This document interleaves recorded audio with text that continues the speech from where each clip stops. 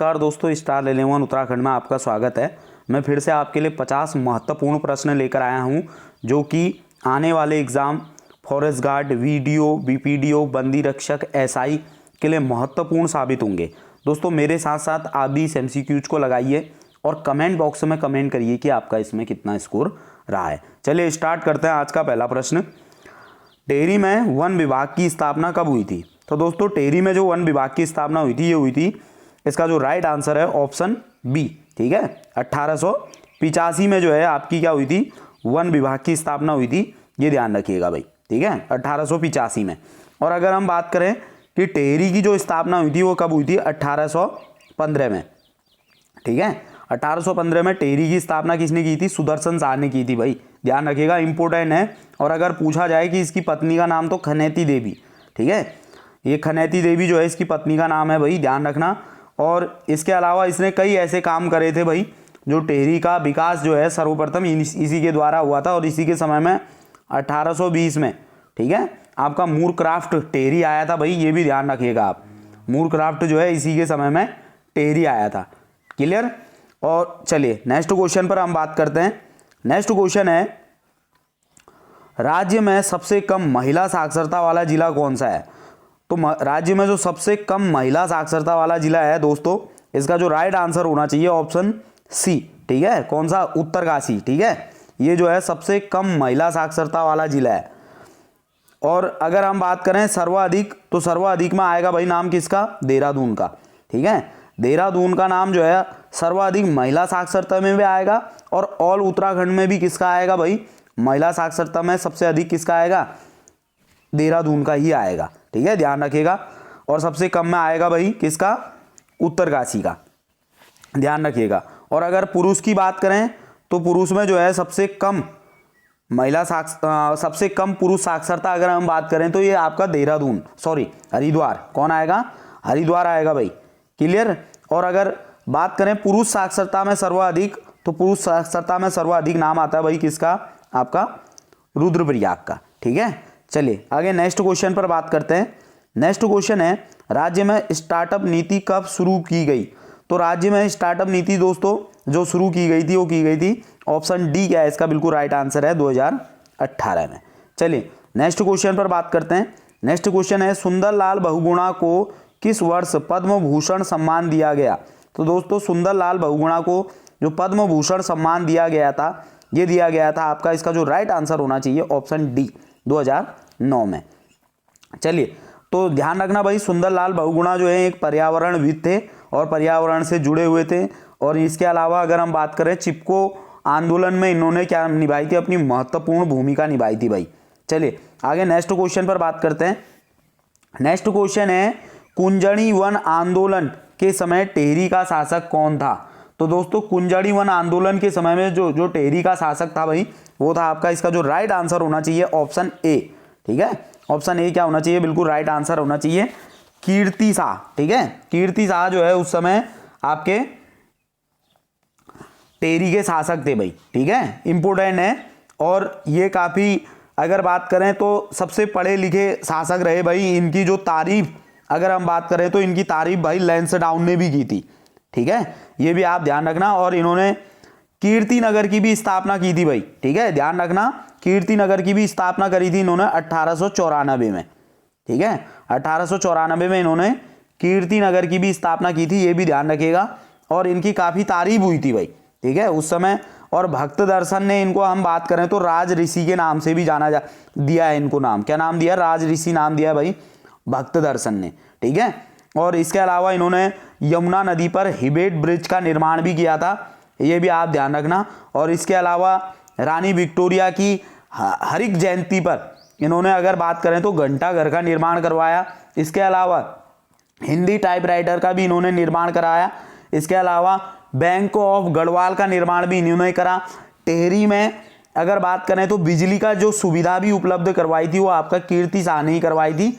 इसके अलावा अगर हम बात करें कि इन्होंने आपका जो एक धर्म सम्मेलन हुआ था, कीर्ति शाह ने जो है अकबर के दीन ए इलाही धर्म को यानी कि आपका तो नहीं चलाया था, लेकिन मतलब उसकी तरह, मतलब ठीक है, परंतु सर्वप्रथम इन्होंने एक सर्व धर्म सम्मेलन के लिए इन्होंने एक सभा बुलाई थी, ये ध्यान रखिएगा। और अगर बात करें इनकी मृत्यु, जो इनकी मृत्यु हुई थी भाई 25 अप्रैल 1913 में क्या हो गई थी, इनकी मृत्यु हो गई थी। ये भी आप ध्यान रखना, इंपॉर्टेंट है भाई, ठीक है, ध्यान रखना। कीर्ति शाह सबसे ज़्यादा इंपॉर्टेंट है टेरी शासकों में।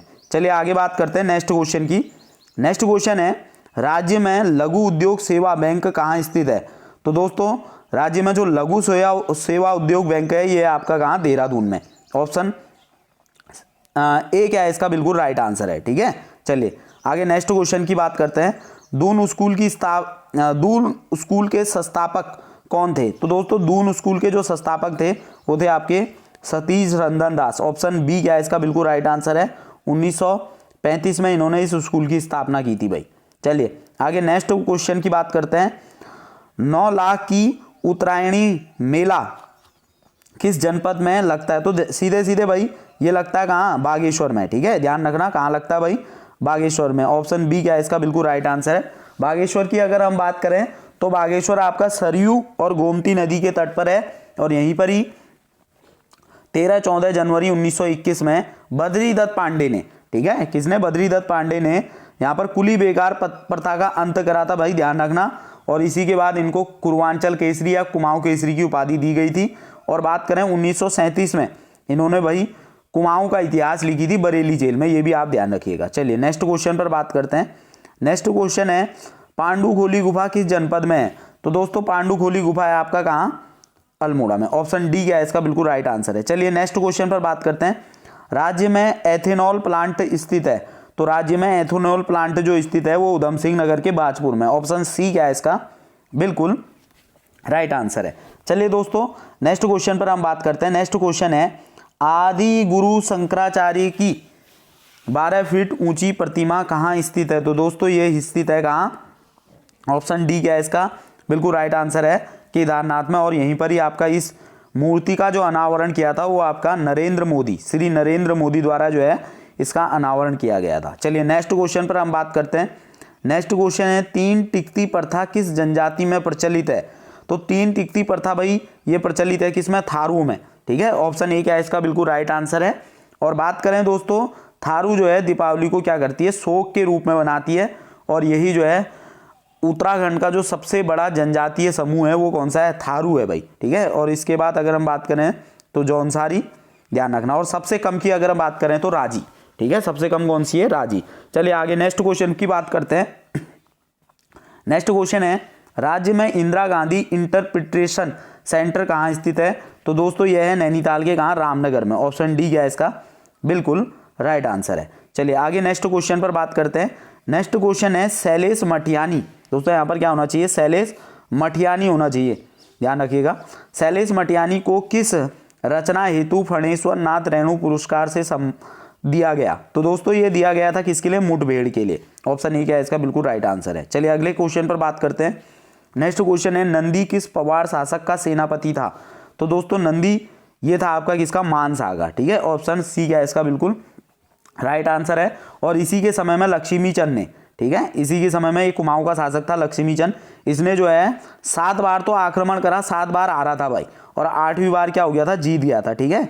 और इसने इस समय गढ़वाल के शासक मानसा का सेनापति था खत्तर सिंह, और खत्तर सिंह की क्या करी थी भाई, मृत्यु कर दी थी गैंडा सिंह ने। और गैंडा सिंह जो है लक्ष्मीचंद का सेनापति था। तो इसी उपलक्ष्य में जो है आपका क्या, 17 सितंबर को आपका खतड़वा दिवस भी मनाया जाता है, ध्यान रखिएगा भाई। चलिए आगे नेक्स्ट क्वेश्चन पर बात करते हैं। नेक्स्ट क्वेश्चन है आपका, पताका पत्रिका किसके द्वारा निकाली गई थी? तो दोस्तों पताका जो पत्रिका निकाली थी इसका जो राइट आंसर है ऑप्शन बी, शोभन सिंह जीना द्वारा, ठीक है। चलिए आगे नेक्स्ट क्वेश्चन पर हम बात करते हैं। गुरु राम राय ने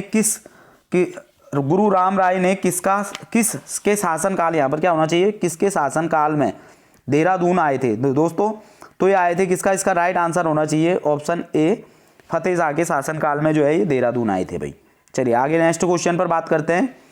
प्रेम पथिक किसकी रचना है? तो दोस्तों प्रेम पथिक है किसकी, तारादत्त गैरोला की। ऑप्शन बी है इसका, बिल्कुल राइट आंसर है। नेक्स्ट क्वेश्चन पर बात करते हैं, चंद्रशिला पर्वत कहाँ स्थित है? तो दोस्तों चंद्रशिला जो पर्वत स्थित है इसका राइट आंसर होना चाहिए आपका कहाँ, रुद्रप्रयाग में, ठीक है। ऑप्शन ए बिल्कुल राइट आंसर है। अगले क्वेश्चन पर हम बात करते हैं। अगला क्वेश्चन है पश्चिमी रामगंगा और गगास नदी के संगम पर स्थित है। तो दोस्तों इन दोनों के संगम पर है आपका क्या, भिक्यासैंण। ऑप्शन बी क्या है इसका बिल्कुल राइट आंसर है। चलिए हिंदी से संबंधित प्रश्नों पर हम बात करते हैं। हिंदी का जो पहला प्रश्न है, सगुण शब्द का विलोम होता है। तो दोस्तों सगुण शब्द का जो विलोम होता है वो होता है आपका ऑप्शन सी बिल्कुल राइट आंसर है, निर्गुण। ठीक है, चलिए आगे नेक्स्ट क्वेश्चन पर हम बात करते हैं। नेक्स्ट क्वेश्चन है निम्न में से प्रेमचंद्र द्वारा रचित नहीं है। तो बताना है भाई प्रेमचंद द्वारा जो रचित नहीं है आपका, इसमें जो राइट आंसर यानी कि हम बात करें भाई रंगभूमि है, कर्मभूमि है, आपका ध्रुव स्वामिनी। ठीक है, ये नहीं है भाई, ध्यान रखना। ऑप्शन सी क्या है इसका बिल्कुल राइट आंसर है, ध्रुव स्वामिनी। अगर हम देखें तो ये जयशंकर प्रसाद की होगी भाई। चलिए आगे नेक्स्ट क्वेश्चन पर बात करते हैं। पवन का संधि विच्छेद होगा। तो भाई पवन का जो संधि विच्छेद होगा वो आपका क्या, पोधन अन। ऑप्शन डी क्या है इसका बिल्कुल राइट आंसर है भाई। अगले क्वेश्चन पर बात करते हैं, शुद्ध वर्तनी का चयन करिए भाई। शमशान शुद्ध वर्तनी में क्या किस तरीके से लिखा जाएगा। तो दोस्तों शमशान जो लिखा जाता है वो इस प्रकार से, अगर इसके अकॉर्डिंग देखें तो ऑप्शन बी क्या है इसका बिल्कुल राइट आंसर है। चलिए आगे नेक्स्ट क्वेश्चन पर हम बात करते हैं।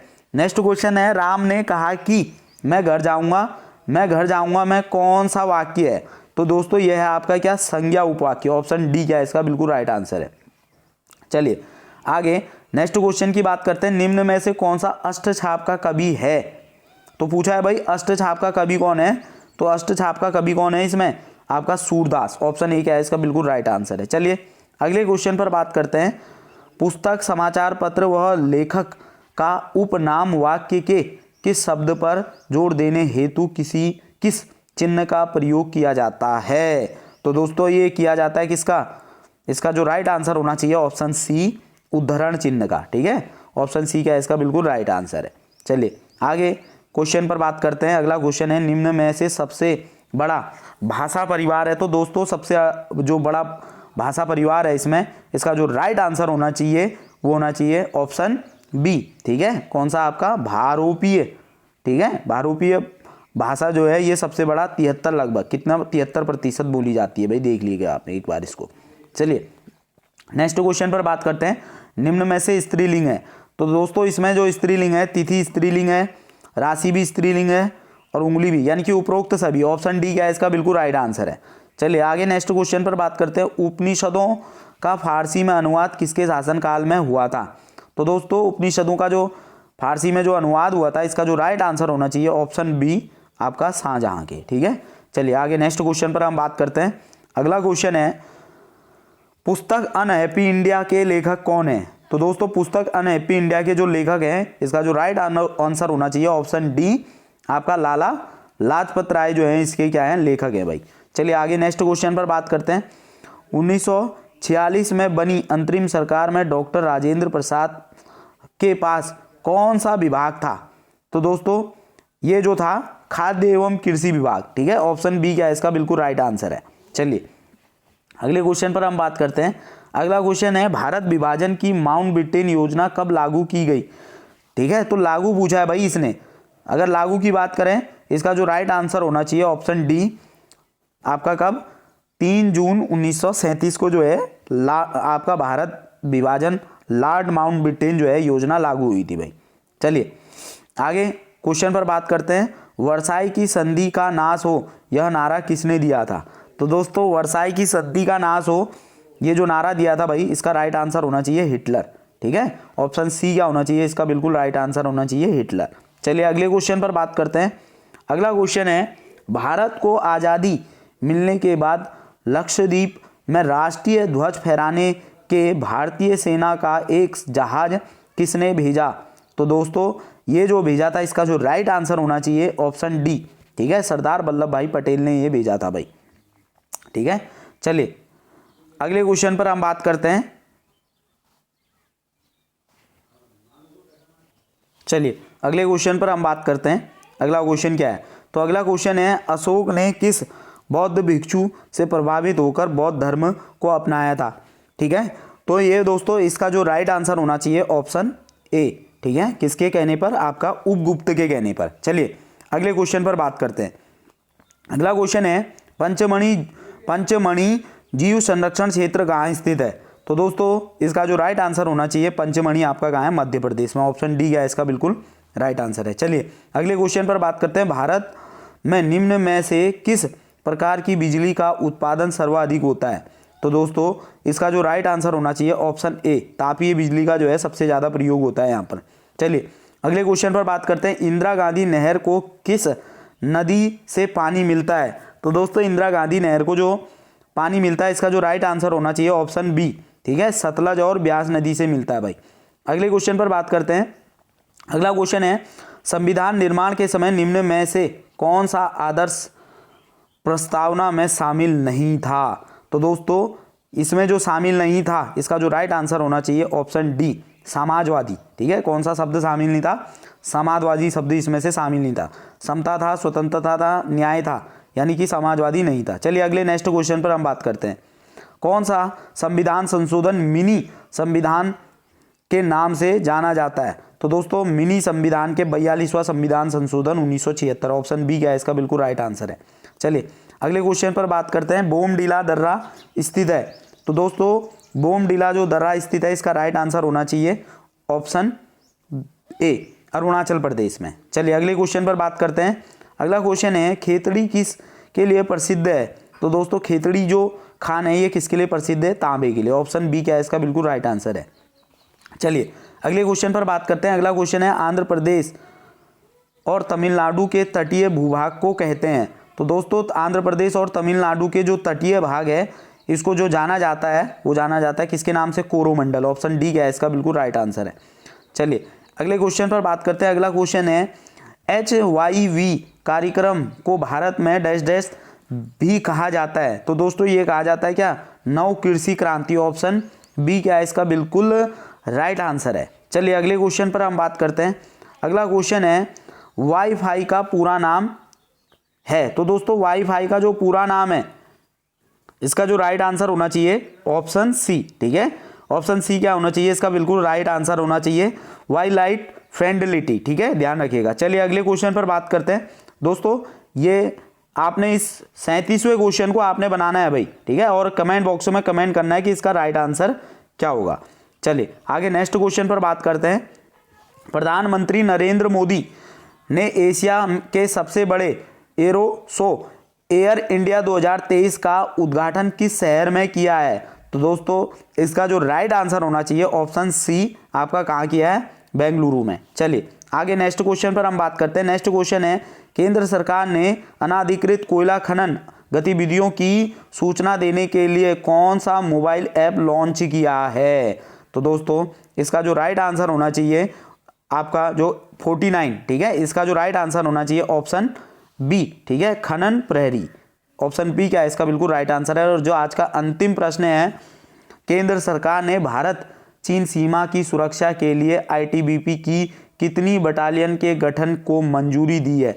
तो दोस्तों इसका जो राइट आंसर होना चाहिए ऑप्शन बी, 7 बटालियन को। दोस्तों आपको ये वीडियो कैसी लगी इसके लिए आप मुझे कमेंट करें, और आपका इसमें कितना स्कोर आया है इसके लिए भी आप मुझे कमेंट कर सकते हैं। और अगर कोई क्वेश्चन में आपको त्रुटि लगती है तो उसके लिए भी आप मुझे कमेंट कर सकते हैं।